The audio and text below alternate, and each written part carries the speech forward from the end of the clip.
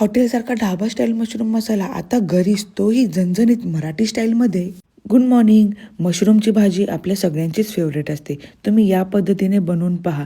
तुम्हाला चटपटीत आणि रेस्टॉरंटसारखी खायची इच्छा झाली ना, तेव्हा तुम्ही ही रेसिपी नक्की ट्राय करा. दिसायला भारी आणि चवीला तर लय भारी.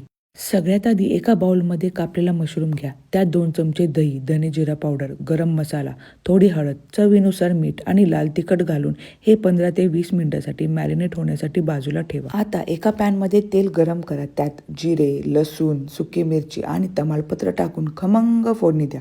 त्यानंतर उभा चिरलेला कांदा घालून कॅरमलाइज होईपर्यंत परता. कांदा परतून झाल्यानंतर त्यात मॅरिनेट केलेले मशरूम टाका. वर थोडी कस्तुरी मेथी आणि तुमचा आवडता कांदा लसूण मसाला घालून वाफेवर शिजवून घ्या. वाह, काय सुगंध सुटलाय. बघितली किती झटपट आणि इझी रेसिपी आहे ते. आणि विदाऊट पराठा हॉटेलचा फील कसा येईल, त्यामुळे मी आज बाहेरूनच पराठे ऑर्डर केले होते.